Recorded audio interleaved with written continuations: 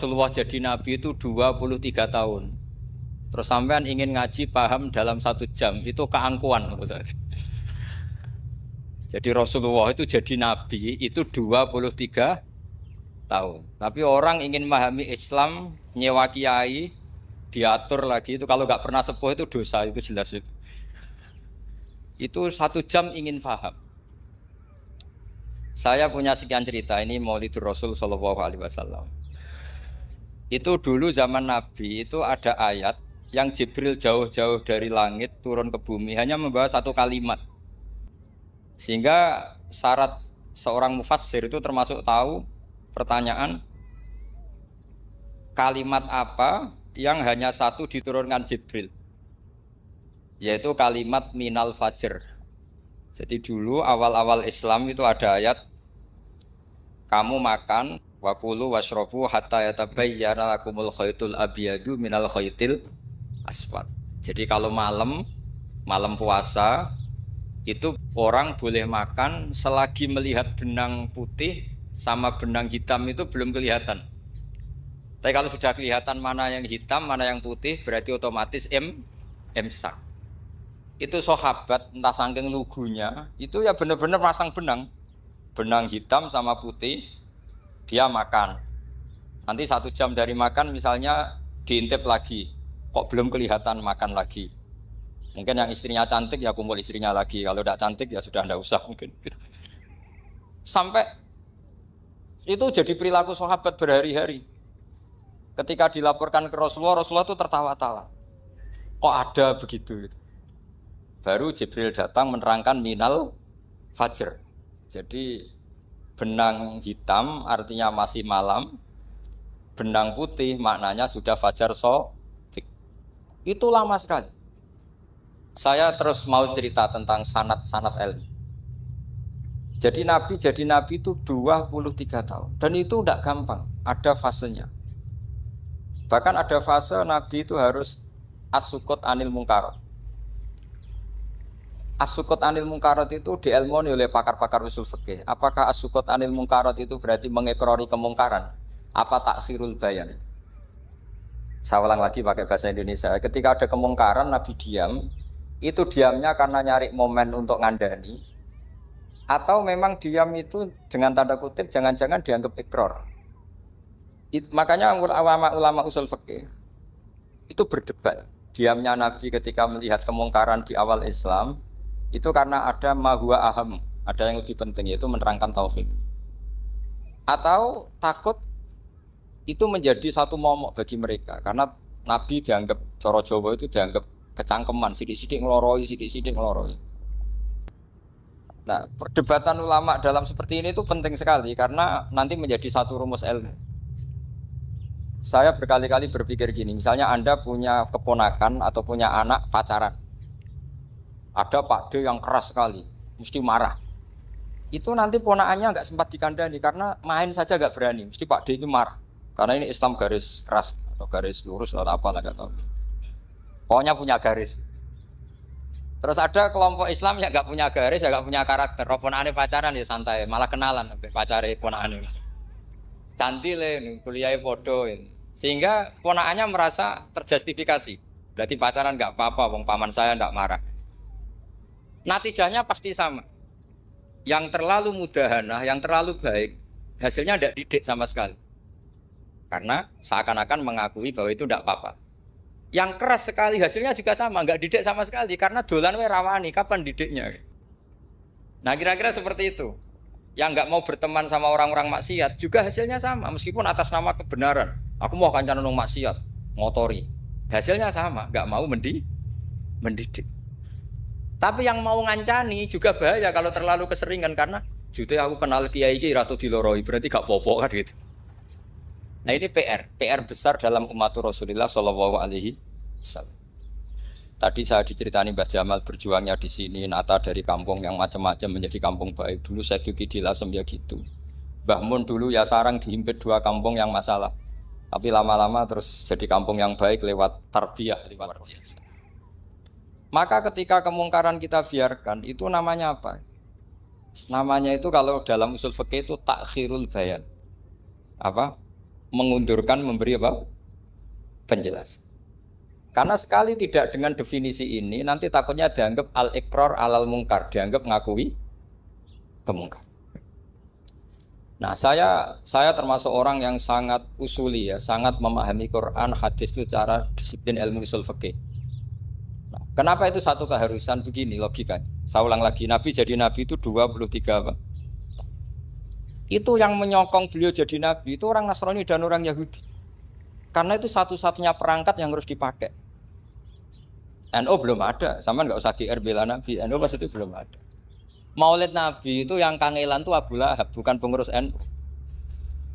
Sampai sekarang dalil maulid itu masih pakai Abu Lahab. Jadi ini ya NU itu termasuk organisasi yang luar biasa. Abu Lahab itu jadi dalil. Jadi Abu Lahab dengar kalau iparnya, Abu Lahab itu iparnya Aminah, iparnya Sayyidah siapa? Dengar Aminah lahir, nggak punya suami, saking senengnya canggalemnya beliau, itu dimerdekakan. Ya setidaknya untuk hari Senin tak sebut beliau loh, karena pas soleh. Nanti Selasa Rabu sudah. Itu dimerdekakan. Saya yang kiai kecil saja nggak bayangkan kalau pagi-pagi tidak punya anak dalam yang bikin kopi siapa, yang mencucikan siapa, yang nyapu rumah. Tapi Abu Lahab saking senengnya punya ponakan itu dikasihkan. Sudah Suwaibah kamu pakai saja. Sudah biar melayani kamu, ngurusin kamu. Jadi saya bayangkan hari itu Abu Lahab itu mungkin bikin kopi sendiri, nyapu sendiri demi. Nah itu sama Allah dikenang sehingga yukhaffafu anhul adzabu yaumal isnan itu masyhur. Idza kana hadza kafiron ja'a dhammuhu bi tabbat yadahu fil jahimi muhal lada ata annahu fi yaumil isnaini daiman yukhaffafu anhu lisururi bi mada famadzannu bil abdil ladzi kana umruhu bi ahmada masruran wa mata muwahhida. Ini Abu Lahab yang kafir, hormat Maulidur Rasul saja dapat takhfiful adab, apalagi yang mukmin. Jadi itu satu-satunya dalil Maulid, itu dalilnya Abu Lahab. Ya makanya terus kita itu dibully sama kelompok sebelah, dalil kok Abu Lahab. Tapi saya pastikan awal Islam itu yang menjadi perangkat nubuwah itu hanya Yahudi dan Nasrani. Karena yang lainnya nggak tahu Nabi itu apa. Saya beri sedikit cerita, Nabi itu umur anggap saja kita ikut kaul yang 12 tahun saja. Sebetulnya ada beberapa perdebatan, ada yang bilang 9, ada yang bilang 12.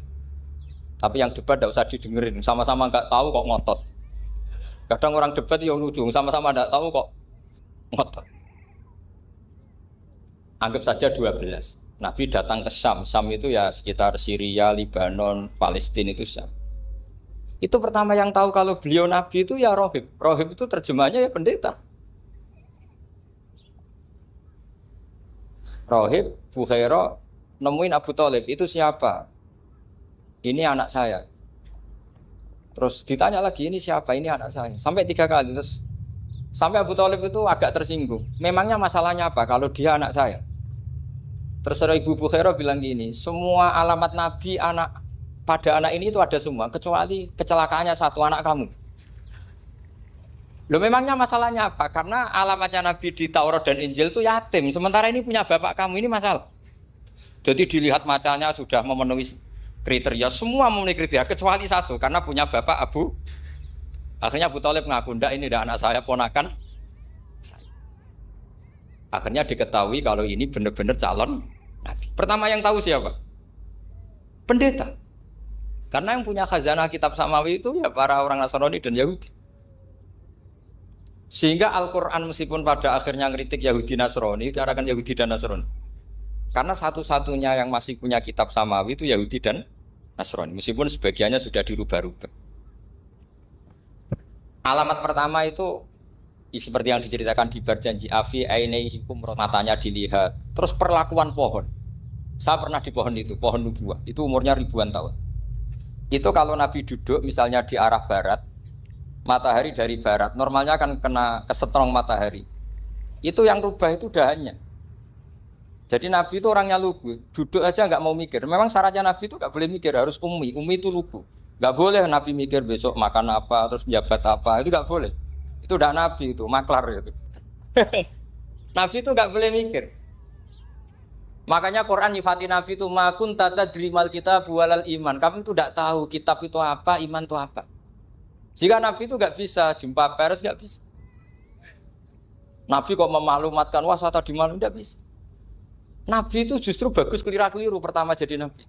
Nabi pertama ketemu Jibril itu dikira malakul maut, dia lari ketakutan. Zamiluni Khotijah saya ini takut itu tadi ada malakul maut, saya takut. Sama Khotijah dikemulin. Jadi Nabi itu nggak tahu kalau itu malaikat siapa? Jibril. Jibril nggak bisa dia kenalan nggak di seminar. Ini malaikat Jibril pernah kuliah di sini nggak bisa seperti itu. Jibril itu ya aneh. Pertama ketemu Nabi, Iqra ya Muhammad, kamu harus baca ini. Kata Nabi, Nabi Qur'an saya tidak bisa baca. Harus bisa. Dipaksa sampai 3 kali. Nabi tetap jawab, saya tidak bisa baca. Terus kata Nabi kenangnya fagot Tony, saya didekap. Kamu harus bisa baca. Setelah baca dilepas, Nabi lari pulang. Pulang terus bilang ke istrinya Zamiluni. Ini secara nahwu agak aneh karena mukhotobahnya perempuan satu, harusnya Zamilini. Kalau untuk perempuan harusnya idribi ya, unsuri gitu. Tapi karena Khadijah dihitung ahl itu keluarga, maka Nabi pakai khitab mudzakkar jamak Zamiluni. Jadi Nabi nggak tahu kalau pertama jadi, karena syaratnya Nabi harus ummi. Justru karena ummi itu orisinil, semua yang dikatakan Nabi pasti dari wahyu. Nanti Nabi sampeyan mikir, saya besok ngomong apa ya supaya orang tertarik. Makanya kamu gak akan jadi Nabi. Selain sudah ditutup juga bahaya ini karena tadi. Makanya saya ngaji itu ya sekenanya saya tidak pernah ngaji itu mikir. Karena ngaji itu menarik itu terserah nasib.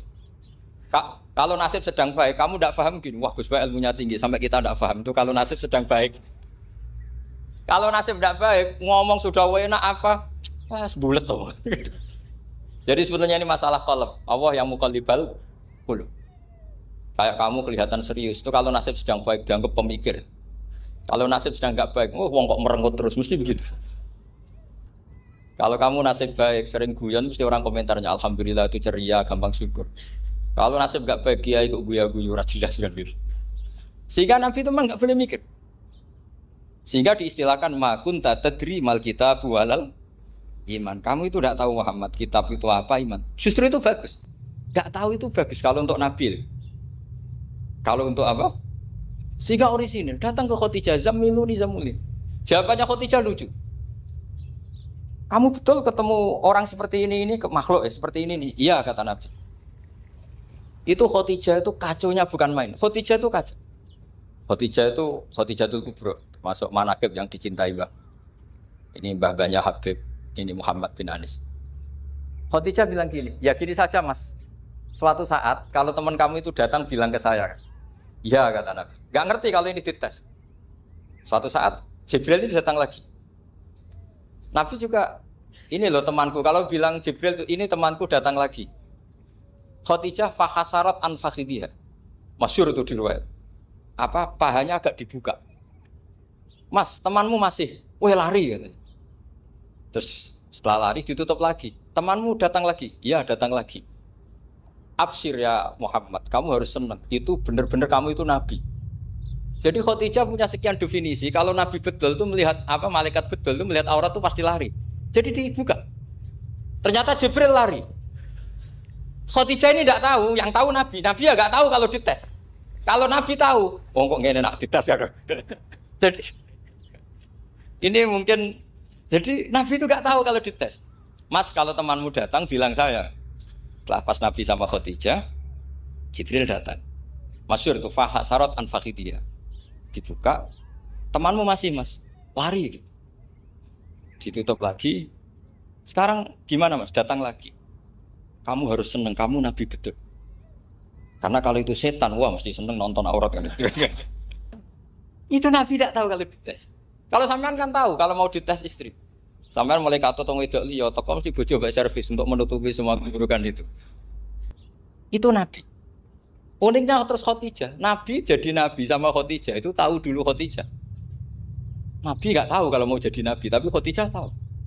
Sehingga ketika umur 25 tahun Nabi sebagai pedagang, Khadijah itu ngirim mata-mata namanya Maisarah. Maisarah itu nama lelaki. Saya tambahi lagi Maisarah nama lelaki. Nanti kalau kamu artikan nama perempuan, oh berarti Nabi kemana-mana punya perempuan. Enggak, Maisarah itu nama lelaki.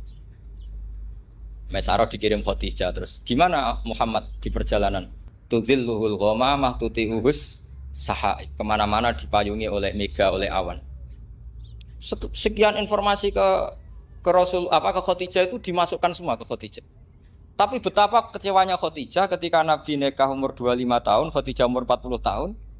Itu kok gak jadi Nabi. Itu mulai kecewa sido jadi Nabi tahu orang. Makanya ketika tahun ke-40, berarti Nabi umur 40, cerita ketemu tadi Jibril, sebenarnya Nabi gak tahu itu Jibril, gak bilang Jibril. Itu Khadijah senangnya bukan main. Karena apa yang dibayangkan dia terjadi. Fa wa la yuzika wa abadan innaka la tasilur rahim wa tahmilul kalla wa taksibul maqdud wa taqridu fa wa tu'inu ala nawaibil haq.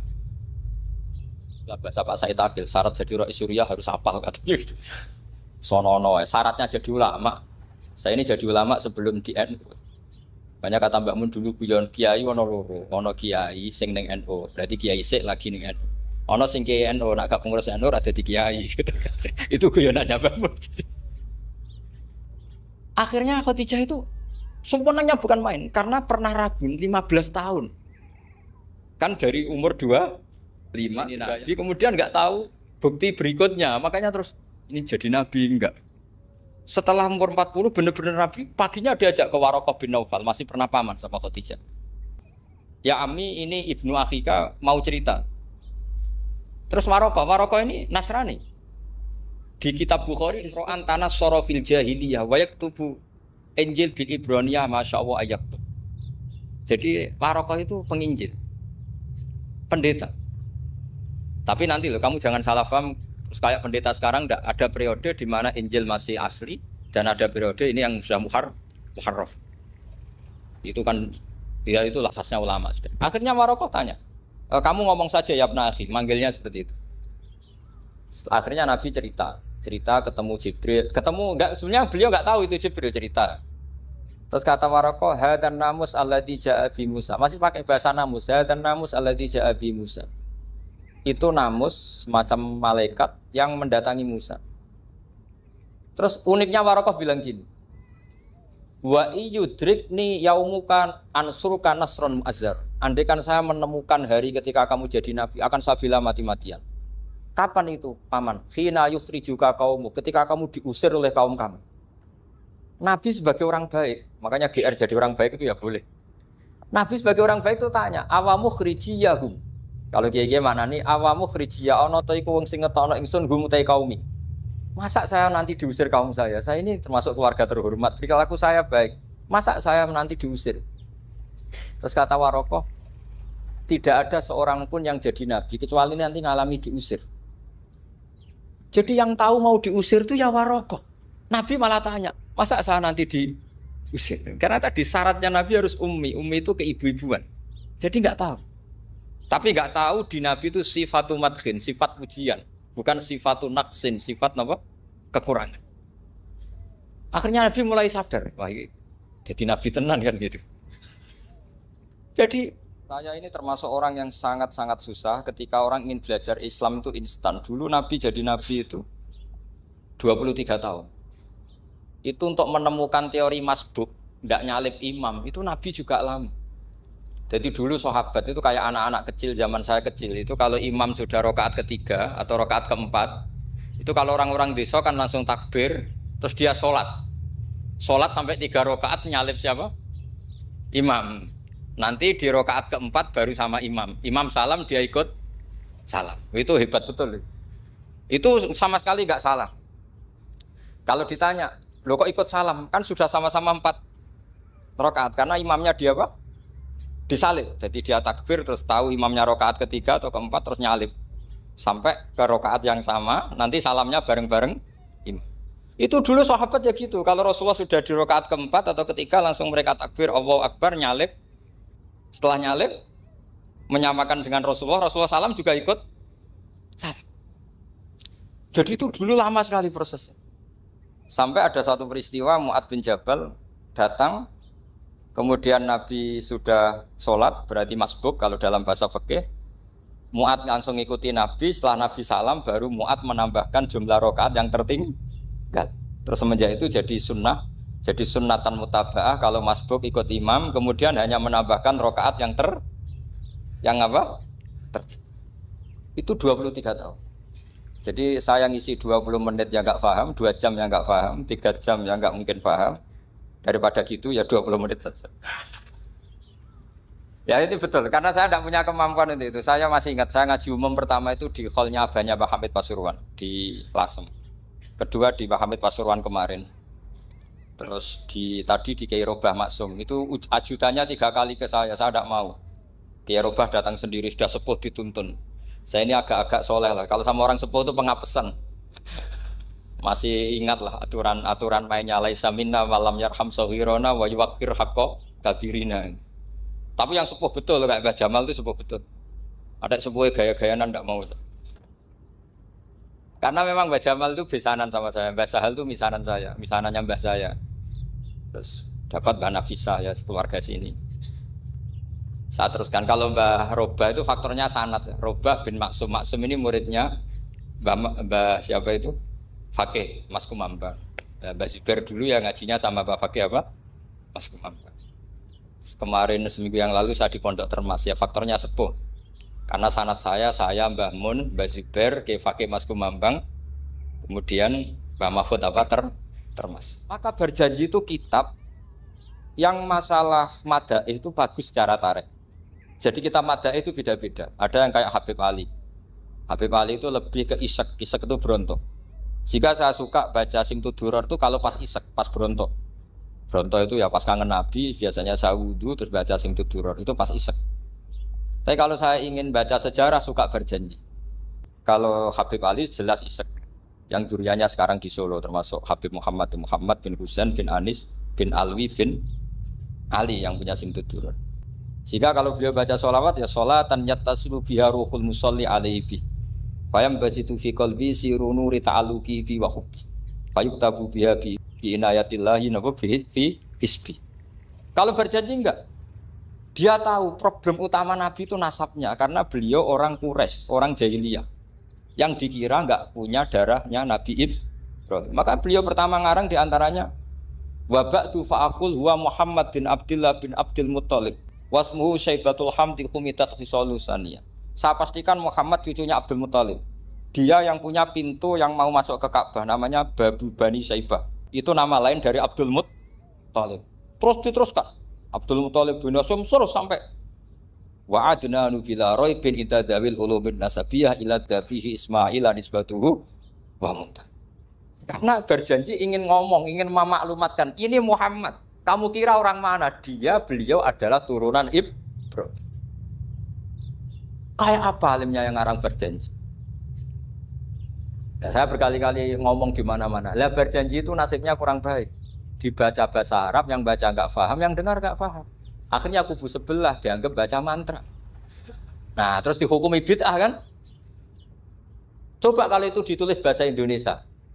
Nasab Muhammad. Dia punya bapak Abdullah, punya mbah Abdul Muttalib gini-gini. Paling kubu sebelah tidak akan bilang bid'ah. Mesti ngomong ini buku sejarah. Jadi gara-gara bawa bahasa Arab, sing maca ora paham, sing nyenggaki ora paham, terus koyok mantra. Sing kritik yo luwih ora paham. Sudah akhirnya. Jadi berjanji itu bela-belain Nabi itu yang dilihat sisi nasab. Makanya beliau ngendikan wa'adnanu bila raibin intadzawil ulumin nasabiyah ila dzabihi Ismaila nisbatuhu wa. Itu juga orang Yahudi. Akhirnya orang Yahudi banyak yang iman. Ternyata Muhammad itu tidak orang lain. Sampai mereka bilang Muhammad minal asbab. Muhammad itu enggak lain saudara kita. Akhirnya orang Yahudi banyak yang iman. Jadi pertama Nabi jadi Nabi itu yang tahu ya orang Yahudi dan orang Nasrani karena mereka pasti punya sisa-sisa kitab sama. Nah, itu yang diceritakan Ka'bil Ahbar. Ya Al-Haditsus Tsani an Yasar bin Atha an Ka'bil Ahbar. Qala 'allamani Abi Tawrata ila sifran wahidan kana yaqtimuhu wa yudkhiluhus sunduk falamma mata abi fatahtuhu fa idzan fi nabiyyun yakhruju akhiras zaman maulidu bi Makkah wa hijratu bil Madinah wa sultanuhu bisyam. Jadi ini saya urun nerangkan maulid. Tapi jangan diundang lagi. Ya, jadi, pokoknya saya ini kaidahnya jelas. Kalau tidak pernah sepuh ngundang saya haram. Aturan fikihnya kan gitu. Kalah alim ngatur yang alim haram. Kalah tua ngatur sing tua haram. Tapi nak wong tua ngatur sing nom ana kemungkinan halal. Mergo ana kemungkinan sing nom ra nurut wong tua itu dosa. Makanya kalau saya dipanggil yang pernah sepuh, waduh cocok ra cocok ya samina wa atona. Karena Mbak Jamal ini abahnya Gus Rozin, biasanya Basal. Terus saya pokoknya tak ingat saya pengajian umum itu baru ke-7 ke 8. Semoga ya nanti sampai mati ya jumlahnya masih bisa terhitung. Tapi kalau ngaji rutin saya terus ngaji rutin. Saya pernah baca hikam di Jogja khatam. Kalau di pondok saya sudah nggak terhitung saya khatam berapa kitab nggak terhitung karena saya sering ngaji rutin. Sehingga Diba itu kitab kesayangan Habib Ali. Habib Ali sebelum ngarang Simtud Duror itu beliau nginduk kitab apa? Diba, masyhur. Jadi saya ulang lagi ya, kalau Diba sama Berjanji lebih ke tarikh, kalau Habib Ali ke Isyak, semuanya baik. Saya baca Habib Ahmad Al-Habsyi Pasuruan pernah tak tanya, kenapa kalau Maulid baca 3-3-nya? Ben gak asobiah Gus, ben keduman kabeh. Saya itu setengah hafal semua, 3-3-nya setengah hafal. Berjanji cerita Al-Haditsu Diba yang ini Diba. Al-Haditsu Tsani an Yasar bin Atha an Kabil Akhbar. Kata Kabil Akhbar, saya ngaji sama bapak itu Taurat itu khatam. Tapi saya itu iskal itu janggal. Kenapa ada satu lempiran yang enggak diajarkan? Disimpan fisunduk. Jadi orang Yahudi itu ada baiknya. Mestinya kalau mangkal kan dibakar supaya hilang jejak. Enggak. Karena Yahudi itu ada unsur nubuwah. Karena babanya Yahuda bin Yakub bin Ishak bin Ibrahim. Tapi Yahudi yang orisinal ya. Saya berkali-kali ngaji bilang Israel itu kalimatu madhin, pujian. Sehingga Israel disebut wa anni faddaltukum alal alam itu Israel yang bani karena ada gennya Nabi. Kalau Israel yang sekarang itu nation sebuah negara. Mereka ada yang Zionis, ada yang turunan Eropa, Amerika, terus Islamfobia. Itu beda Israel yang negara dengan Israel yang bani. Kalau yang Bani itu ada unsur gen para apa? Nabi, sehingga ya Bani Israel. Tapi kalau Israel sekarang nama sebuah negara. Sehingga ketika Allah bilang ya Bani Israel itu khitabnya pada penduduk Medina. Kenapa? Karena penduduk Medina zaman itu banyak yang keturunan Nabi Ibrahim alaihis salam. Jadi Israel di Quran itu bukan nama sebuah negara, nama sebuah turunan. Sehingga disebut ya Bani Israel, he anak turune Israel. Kita tahu Israel nama lain daripada Nabi Yakub bin Ishak bin Ibrahim. Ya karena memang saya nekuni ilmu. Kalau tadi yang Banjari kan nekuni suara. Jadi suaranya bagus. Itu kalau nggak ditopang al-jamalul aqli, logikanya juga bagus. Itu bahaya, nanti orang mau nyanyi tok. Nah ini tak bantu. Tadi ada al-jamalus sauti, kebaikan secara suara. Ini tak bantu al-jamalul aqli, kebaikan secara makna. Ya mestinya keren al-jamalul aqli karena al-jamalus sauti itu penyanyi dangdut bisa. Jadi semua penyanyi bisa kalau suara bagus ya. Tapi kalau maknani Diba itu kalau tidak orang alim tidak bisa. Wis tuku terjemahannya tetap ra paham, ra bakat gitu. Saya teruskan. Falam mama tabi, orang Yahudi itu dia benci kok naskah itu tetap disimpan. Terus kata Kabil Akhbar, falam mama tabi fatahtuhu, ketika bapak saya meninggal, kotak ini tak buka. Faidan fihi nabiyyun yakhruju akhir zaman. Di situ ada keterangan bahkan akan ada nabi yang keluar akhirat. Mauliduhu bi Makkah wa hijratuhu bil Madinah wa sultanuhu bis-Syam. Kerajaannya itu di Syam. Bareng Kabil Akhbar ini sebetulnya menangi Rasulullah SAW. Tapi dia enggak mau iman. Karena nabi itu enggak lengkap menurut dia. Ini Muhammad sudah benar lahirnya di Mekah, wafatnya di Madinah, tapi masih kurang satu, wa sultanuhu bis-Syam. Zaman itu Syria, Lebanon, Palestina masih di bawah pasukan salib, pasukan Nazaret. Sehingga dia mikir, katanya kerajaan Islam ada di Syam, ini kok Muhammad enggak jadi raja di Syam. Sehingga dia menunda imannya, yuakhiru Islam. Bareng era Sayyidina Umar, beliau bisa menaklukkan Baitul Maqdis. Terus dia iman. Makanya imannya Kabil Akhbar itu era Sayyidina Umar karena sudah masuk definisi ketiga wa sultanuhu bis-Syam, kerajaannya Nabi ada di iman. Sekali iman langsung pinter deh. Wong sedurunge baca kitab Samuel banyak. Sehingga Sayyidina Umar kalau mau tanya kitab Samawi ya tanya Ka'bul Ahbar. Karena beliau itu Nabi sudah benar maulidu bi Makkah wa hijratu bil Madinah wa sultanuhu bisyam. Rasulullah ketika wafat atau intaqala ila rafiqil ala itu belum menangi Islam naklukkan mana Palestina. Tapi Nabi itu kasef. Nabi itu nak kasef itu ya lucu. Makanya kalau ada kiai lucu itu ya anggapnya niru Nabi. Nabi itu lucu. Ada sahabat itu gak pati ganteng, pendek gak pati ganteng. Namanya Surakoh. Itu digojol sama Nabi. Surakoh, bagaimana kalau kamu suatu saat itu pakai tas itu apa? Mahkotanya Raja Syam, Raja Kaisar. Ya Surakoh ya dianggap Nabi Gujan gitu aja. Nabi Gujan naik cerita. Singkat cerita, suatu saat Umar itu mengalahkan kerajaan itu. Kaisar itu dikalahkan Umar. Saking takutnya lari, mahkotanya itu jatuh. Jatuh disaksikan Surakoh. Terus ingat, dulu Nabi pernah ngendikan itu disuruh pakai saya. Akhirnya sama Surakoh dipakai. Ya tetap orang ganteng, orang ganteng. Padahal sudah pakai mahkota guys. Karena setelah dipakai, kata Umar, ikhla'ha. Itu dicopot. Mau saya pakai untuk Baitul Muslimin, untuk Baitul Mal.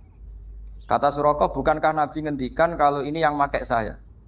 Jawabnya Umar, innama yaqulu Rasulullah lital bisaha, walam yaqul litamlikaha. Kata Nabi hanya ngendikan kamu disuruh pakai, tapi tidak disuruh memiliki. Kayak apa Rasulullah kasefnya?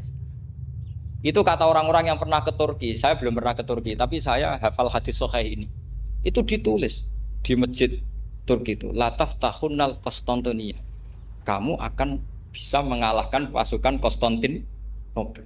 Itu dikalahkan setelah 1000 sekian tahun dari wafatnya Nabi. Kayak apa kasefnya Nabi? Karena Nabi wa ma yantiqu anil hawa in huwa illa wahyu. Coba kalau Nabi kayak pengamat, ngomong apa yang kira-kira terjadi? Wah itu kan mesti keliru semua karena berdasar akal. Tapi kalau Nabi berdasar apa? Kasef. Kasef itu satu apa? Kenyataan yang dipertontonkan Allah Subhanahu wa taala. Terus kedua, alamat Nabi itu pakai sandi. Sandi itu sesuatu yang enggak jelas tapi menjadi jelas bagi ahlinya. Saya ulang lagi, sandi itu kayak sandi di militer itu. Atau sandi di KPK itu ada sandinya. Sandi itu ya kata sandi. Saya pernah diceritani Pak Busro Mukoddas ketika ketua KPK itu lucu. Wah sandinya koruptor saya tambah kacau Pak. Itu kalau bilang uang itu kalau yang kemarin rame kan apel Amerika sama apel Malang. Kalau apel Amerika berarti US apa? Dolar, kalau apel Malang berarti apa? Setelah KPK tahu sandinya diganti Ustadz. Jadi koruptor kalau mau korupsi ini pun temannya. Loh ini Ustadznya sudah siap loh, kamu gak ikut pengajian. Itu sempat penyadap KPK itu gak mau ngecek. Masa orang pengajian dicek. Ternyata ya gak ada acara pengajian. Ustadz tuh maknanya uang. Koruptor saking ngerti itu disadap KPK itu sandinya gimana? Datang nggak ke sini, ini ustadznya sudah siap, ini ada pengajian. Hampir KPK itu nggak ngecek karena pengajian, ustadznya sudah siap. Setelah digerebek ternyata ustadz tuh sandi dari makna apa? Uang, gak kurang ajar itu ustadz katanya. Jadi kalau di sini ditangkap KPK berapa ustadz ini sudah? Ada Habibnya lagi, ada Habib Muhammad ini. Nah, Al-Farisi itu pemikir, dia orang Persia. Di mana-mana orang Persia itu pemikir. Persia itu kalau sekarang ikut Iran. Itu dia ngaji lama sekali sama pendeta-pendeta itu. Kebetulan dia punya pendeta yang belum muharraf atau belum muharraf. Kalau muharraf orangnya, kalau muharraf itu kitabnya atau bukunya. Setiap dia ngaji sama pendeta dikasih tahu. Terus kecewa beberapa kali, walhasil ketemu pendeta yang benar. Sudah, kamu tidak usah ngaji sama saya. Kamu datang saja ke Yasrib, ke Madinah sana, Yasrib. Di situ Nabi akhir zaman sekarang sudah ada kan. Ini yang ngomong pendeta. Ya.